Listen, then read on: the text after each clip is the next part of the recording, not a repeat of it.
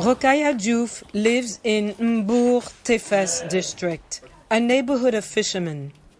A mother of 10, she has hung family photos on a wall at home, but those of her son Abdou are flipped over to hide his image. I look at the pictures, but when I'm done, I turn them over because children cry when they see them. This is why, after looking at them, I return them.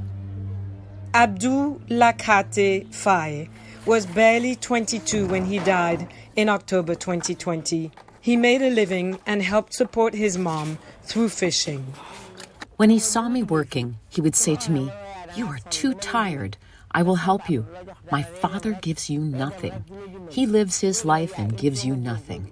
Now, Mom, I have to get to work." Faye left without telling his mother goodbye. On the night of October 22nd, 2020, he and some 200 others boarded a boat headed for the Canary Islands. A few hours after leaving shore, the boat's engine exploded in flames and the fire spread. Wow. A video posted on the internet shows a cloud of smoke and the rescue of some survivors. Faye was among nearly 140 passengers who did not survive. The International Organization for Migration called this the deadliest shipwreck of 2020. Diouf remembers everyone in her neighborhood talking about the tragedy at the time. She did not learn that her son had been on board until her nephew finally confessed to her a few weeks later. Faye's body was not recovered. Even now, his mother struggles to cope with the loss.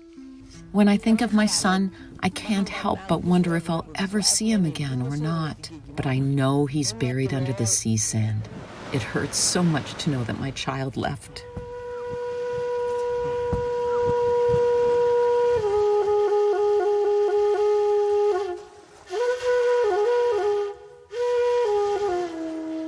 Mbour lies some 80 kilometers southeast of Senegal's capital, Dakar. The coastal city's almost 200,000 inhabitants mainly rely on fishing and tourism. But in 2020, with the economy battered by overfishing, foreign competition, and pandemic-related market closures, more young people began leaving to find work abroad. The young people go and leave the elders here. The country is in bad shape. If we had the choice, our children would not leave. On the fishing quay, pirogues sit empty. Older men who own boats despair, saying few young people are available as crew. My pirogue did not go to sea for more than 3 months. It's because a lot of young people left, and those who stayed don't know how to fish. More than 600,000 people are engaged in the fishing industry throughout Senegal. But as in Mbour, economic pressures elsewhere in the country rose in 2020 and more people began leaving.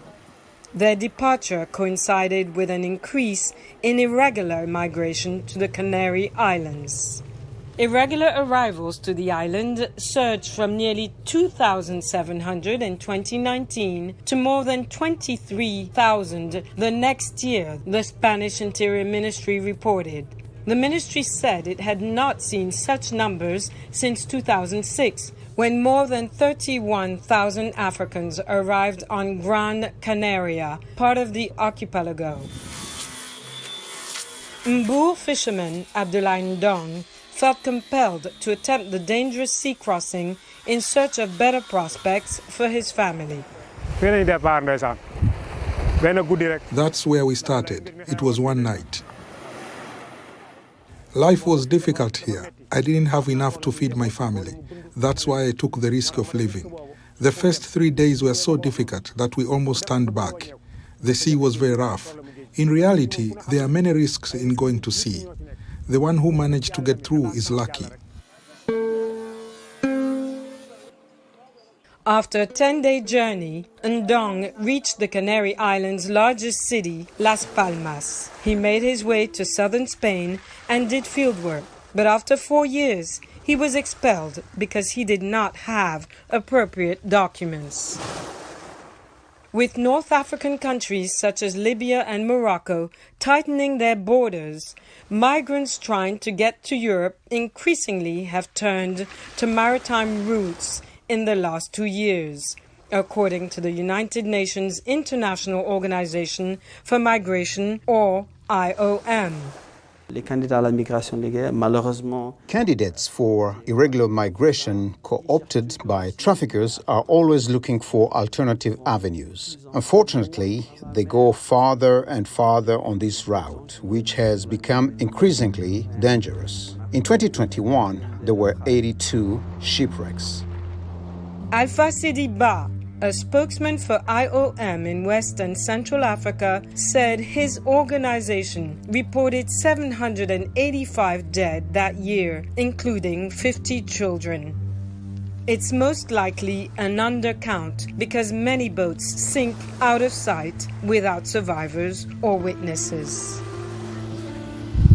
El Haj Gogi Sek, a married father of 3, has struggled to make ends meet as an upholsterer. Early in 2021, he paid smugglers 400,000 CFA francs, or nearly $700, to take him by boat to Spain in hopes of improving his prospects. But after 15 days at sea, he only got as far as Senegal's northern neighbor, Mauritania, and its northwestern port town of Nouadhibou.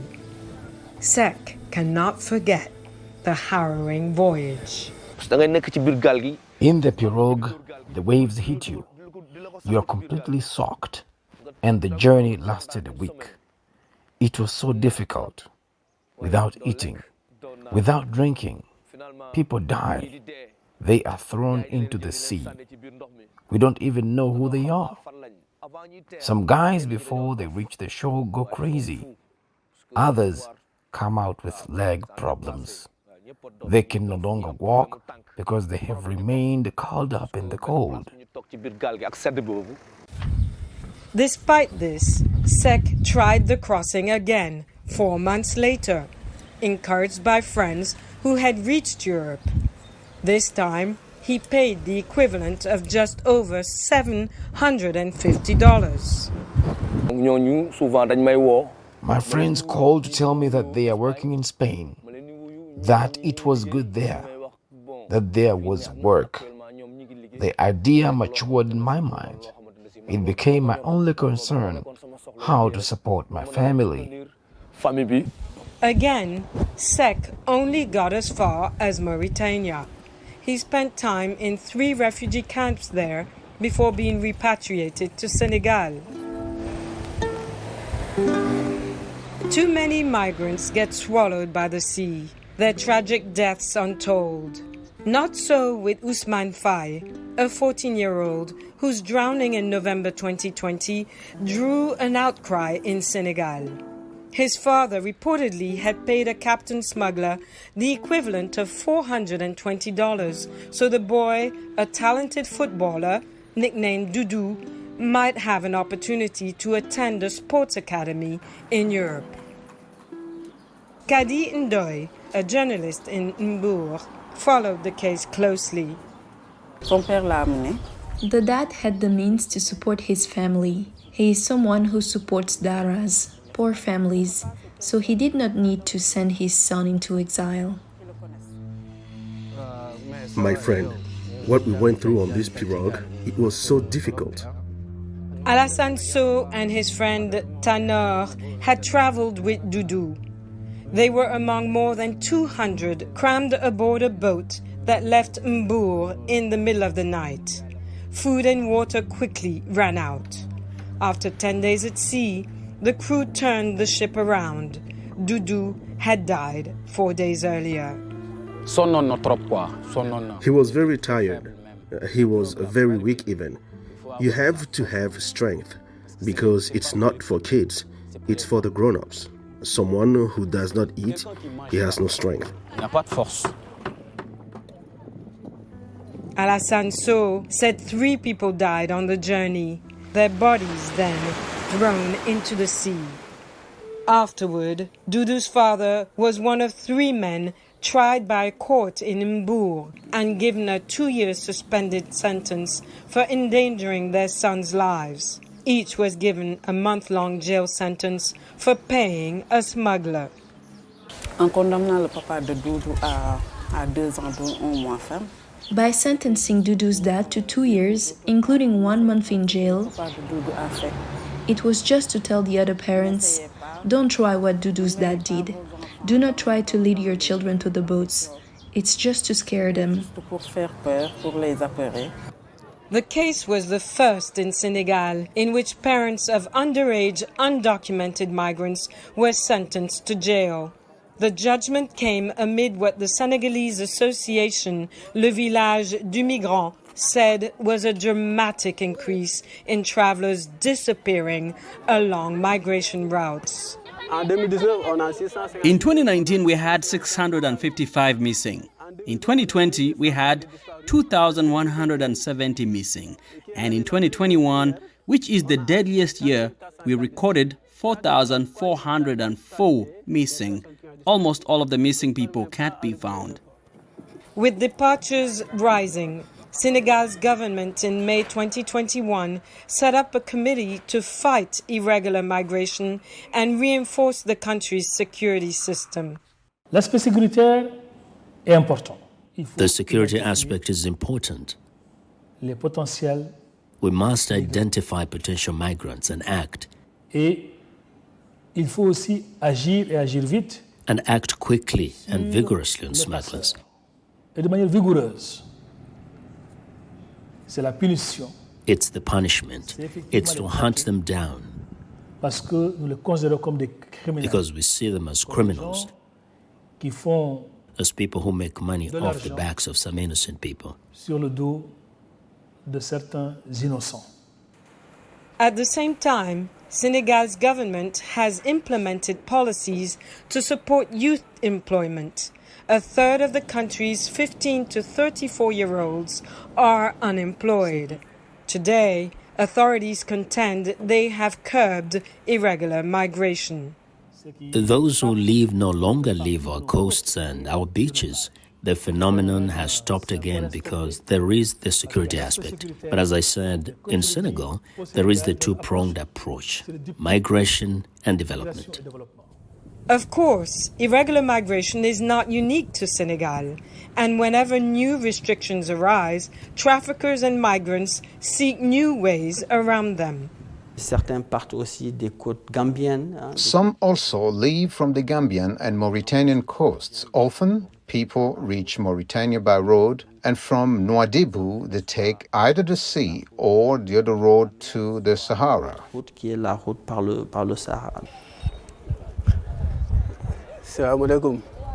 As part of his work with Le Village du Migrant, Amadou Gueye educates young people about the risks of irregular migration. Do you know the dangers of crossing in a pirogue? But aren't there any other alternatives than taking the pirogue to Spain? We managed to convince some, but they are hardheads. Whatever you say to them, they would rather take the boats to go to Europe because they think it's the only solution. Alassane Sow has changed his mind. He no longer wishes to leave Mbour, at least not illegally. He won't risk boarding a small boat headed to the Canaries. Even giving me 1 billion CFA francs to get into the pirogue, I'm not going to do it. I would even report it to the police, but I wouldn't go that way because it is death. If it's just for the money, it's not worth it to me. His dream now, to have his own clothing shop in his own country.